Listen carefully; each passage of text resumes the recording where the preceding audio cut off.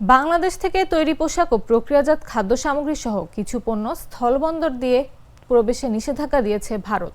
শনিবার দেশটির বাণিজ্য ও শিল্প মন্ত্রণালয়ের বৈদেশিক বাণিজ্য অধিদপ্তর এ সংক্রান্ত একটি নির্দেশনা জারি করেছে।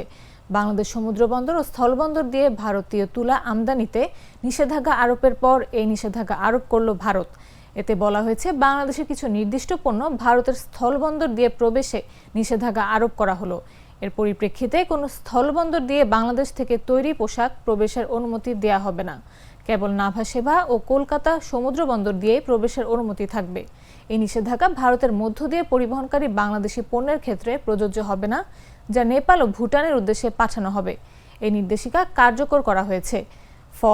ফলের স্বাদযুক্ত ও কার্বোনেটেড পানীয়, প্রক্রিয়াজাত খাদ্য সামগ্রী, তুলা ও সুতার বর্জ্য, প্লাস্টিক ও পিভিসি তৈরি পণ্য আমদানি, নিজস্ব শিল্পের জন্য ইনপুট তৈরি করে এমন রঙিন পদার্থ, রং, প্লাস্টিক সাইজার, কাঠের আসবাবপত্র এবং অন্যান্য পণ্য আসাম, মেঘালয়, ত্রিপুরা ও মিজোরামের কোনো স্থল, কাস্টমস স্টেশন, ইন্টিগ্রেটেড চেকপোস্ট ও পশ্চিমবঙ্গের চ্যাংরাবান্ধা ও ফুলবাড়ি দিয়ে প্রবেশের অনুমতি দেয়া হবে না।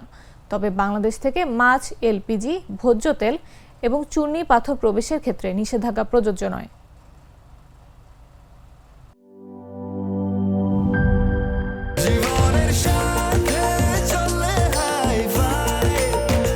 স্বাস্থ্যকর অল টাইম ফ্যামিলি কেক, সব সময় অল টাইম হেলদি লাইফ।